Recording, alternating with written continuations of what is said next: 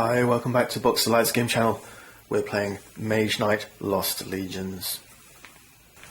Just wanted to mention a couple more things before we get going.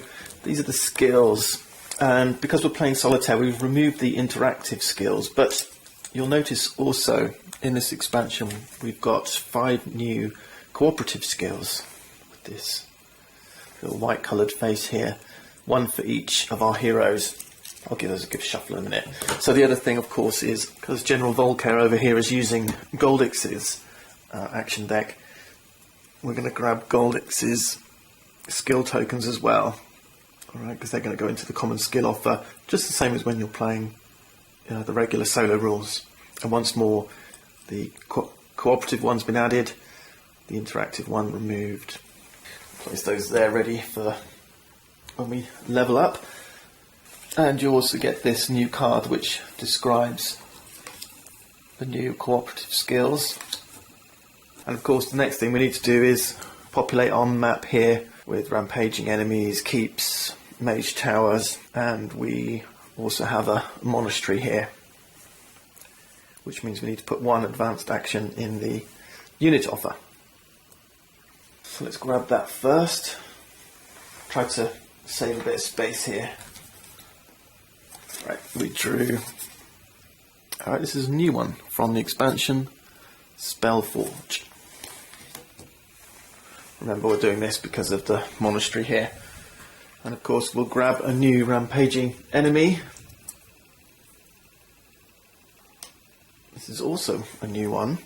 It's called an Orc Stormthrower. And then we need 2 grey ones for the keeps. And a mage tower, a purple one here. Okay, I think that's everything. The aim of our scenario is to kill General Vulcar's army. You don't kill General Vulcar himself, he acts just like a city, so you've got to conquer the supporting armies. And you've got to do that obviously before the end of the game, which is 3 days, 3 nights. And in that time, Vulcar is going to be marching towards the portal, which is where we're standing here. If Vulcar enters the portal and then performs another move, we lose. On the other hand, if we destroy the entirety of Vulcar's army, then we win. Let's kick things off then by drawing our starting hand of 5 cards. 1, 2, 3, 4, 5. Some movement, mana draw, some influence, movement. Okay. We've got some good movement together. A little bit of influence. Let's see what we can do. Not an ideal set of cards, it's just movement. It's alright if I want to run around, but I don't particularly. The idea of this is to try and level up and get toughen up, ready for Vulcar. So I begin, the player chooses their tactic first. I'm going to choose Great Start, I think. And that means I immediately draw 2 cards. We get Rage and March, some more movement. Alright, not ideal.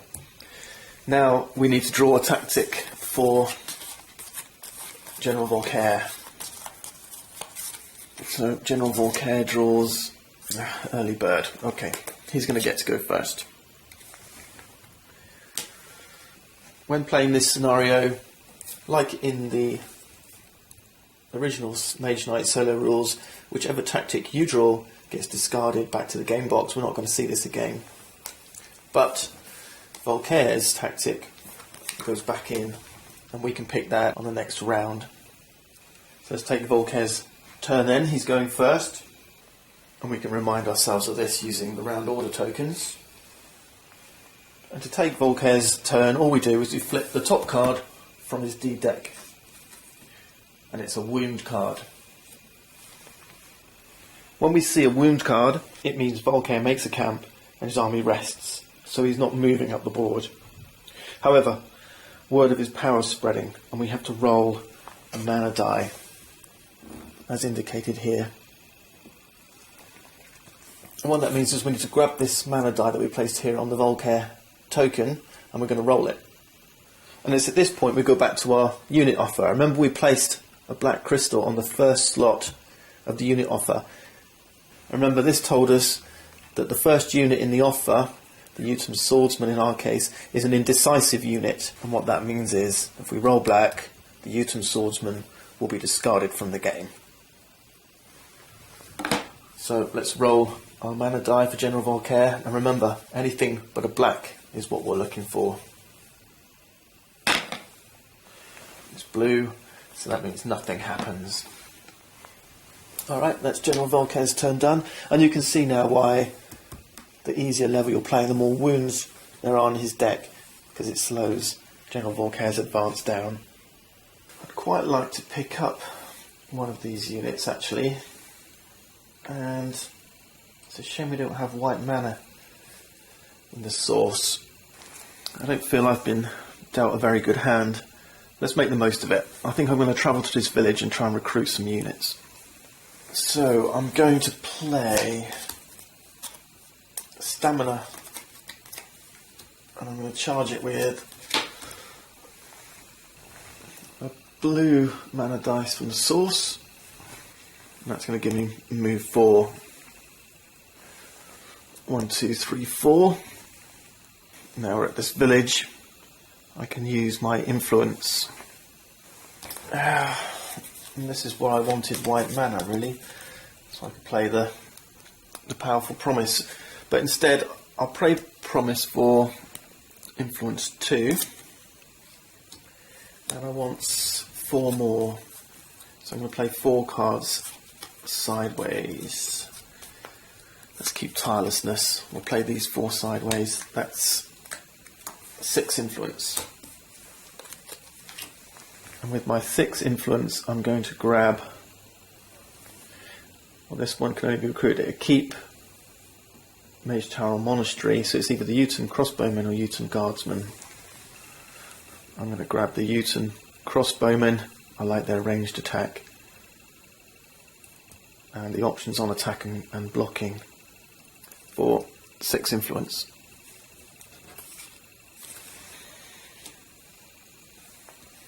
That's it, I think. Yeah. Let's re-roll this one. That's another blue. Place it back in the source. Discard these. And draw back up to 5. 1, 2, 3, 4, 5. Okay, Vulcar's turn, and he gets a red action. Every time we draw an action, it's green, white, blue, or red. The first thing we'll do is re-roll a mana die from the source of that colour, and then if we draw a green, white, or blue one, Vulcar will move. If we draw a red action, then Vulcar will not move, but he's going to look for someone to fight. Okay, let's re-roll this dice if we need to. So we have a look in the source. You can see there is a red die, so we take this one and re-roll it.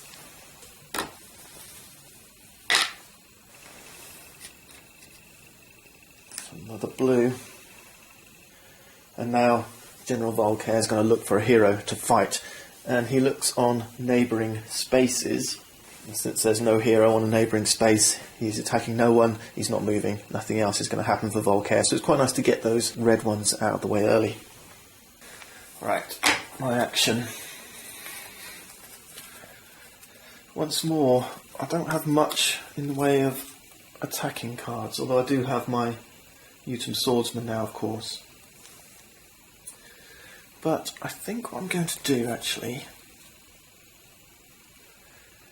is play Crystallise, and I'll charge it with a blue mana die from the source. And we've got plenty. And this says, gain a crystal of any colour and add it to my inventory. Grab myself a red one. And now I'm going to play tirelessness, it says move 2, and the next card providing move gives 1 extra move this turn. So I'll play tirelessness for move 2, and then I'll play march for move 2 plus 1 from tirelessness. That's 3, that's 5 move in total. With my 5 movement, I'm going to move 1, 2, 1, 2, 3. I'm going to move 5 into this monastery here.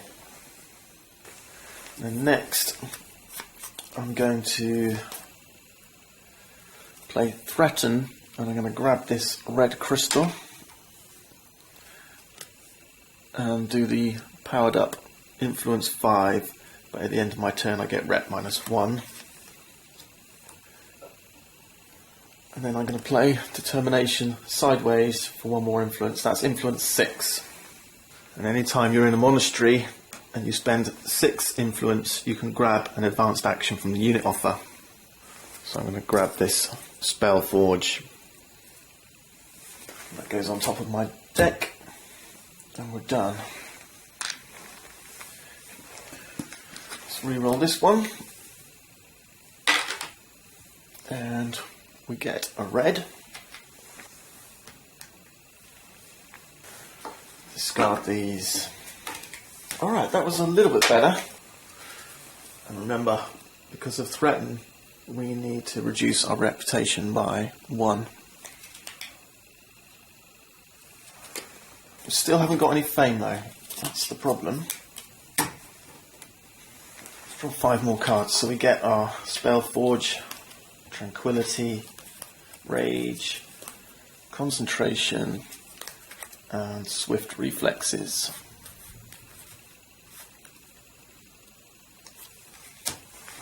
Okay, now he still hasn't moved. Gets another wound card. Remember, that means we roll his dice here. If we get a black, then our indecisive unit will leave the game. But we're okay, we rolled red. Now, on my turn, I quite fancy having a go at this rampaging orc, because I want to grab some fame, and this guy's worth 4 fame. But he is going to be a tough nut to crack. He's fortified, so I can't use ranged, I can only use siege. But there's a wall here as well, and what that means is that the wall adds fortification. If the unit wasn't fortified, then he would become fortified, and if he's fortified, he becomes doubly fortified, and what that means is siege attacks aren't going to work on this guy either. He's only got a defense of 2, but he is resistant to physical attacks, so I'll need a physical attack 4 to knock this guy out. He has himself an attack of 7, but he's got this little icon here, and that means he's cumbersome. And what that means is that I can actually spend movement points, and I can reduce his attack from 7 by 1 for every movement point I spend. So you're kind of like, using your agility, if you like, to get around his cumbersome attacks. So in spite of the wall, and in spite of his large attack, I think I can take him down. The first thing I'm going to do is use my spell forge card. And this says, gain 1 crystal to my inventory of the same colour as one of the spell cards in the spells offer. And I've got green, white and blue here, so I think I'm going to grab a green one. And then I'm going to try and take out this guy. And we're not going to do any ranged or siege attacking. Remember, he's doubly fortified. So I've got to block this cumbersome attack of 7. And I'm going to try and generate 7 movement to reduce that attack down to 0, which would make it fully blocked. And that's no problem. I'm going to use concentration, which says when I play this card and charge it with green mana. I love concentration. It's one of my favourite cards. Charged with green mana. When I play this card, play another action card and get the stronger effect of that card for free. If that gives you move, influence, block, or any type of attack, get that amount plus 2. So I can play the stronger effect of swift reflexes for free, and this gives me move 4 +2 because of concentration, so that's move 6. And then I'm going to play a card sideways for move 7. So move 7 has fully blocked that cumbersome 7 attack. Now I've got to generate 4 physical attack to kill this guy. And my last remaining card is Rage, and I can create attack 4 by using a red mana die from the source. There we go. And that attack 4 is enough to take this guy out. Hey, great stuff. We get Fameful. That's leveled us up. And of course our reputation goes back up because of killing the rampaging enemy. Alright, that's more like it. Let's re-roll this one. That's a gold. Excellent.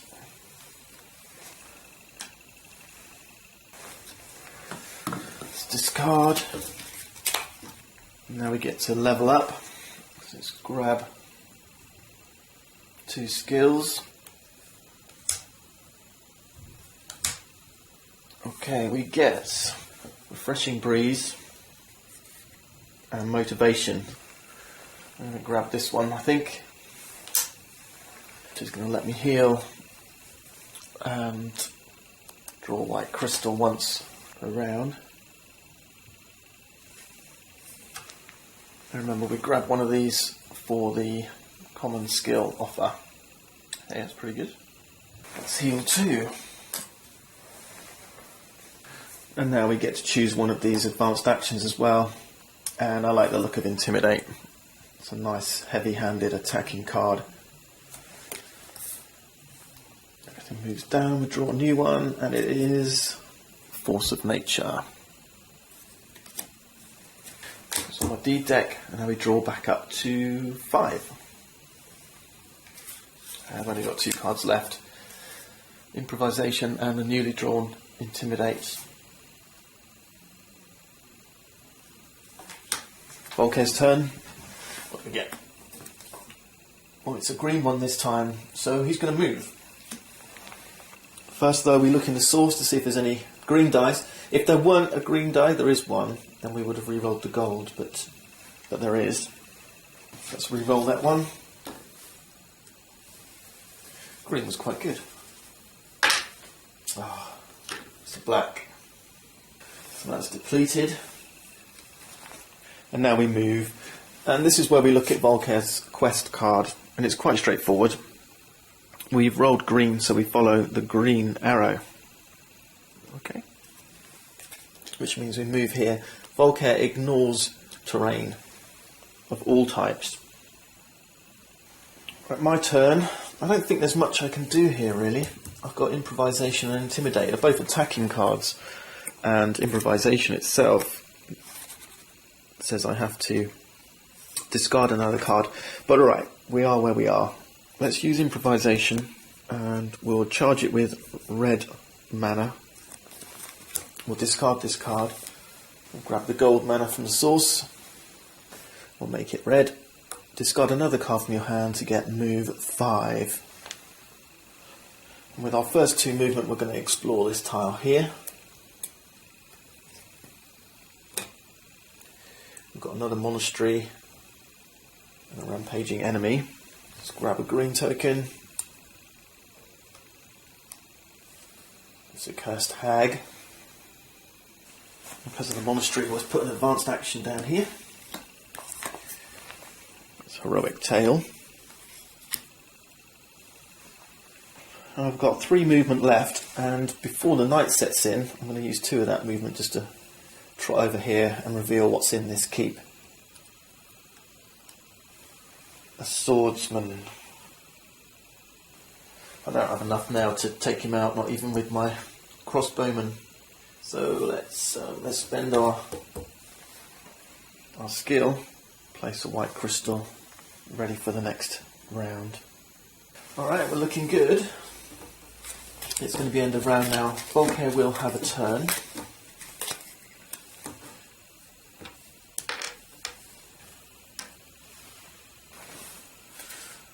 And it's another green one.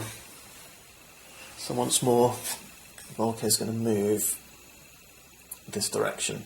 Vulcar never explores these tiles, alright?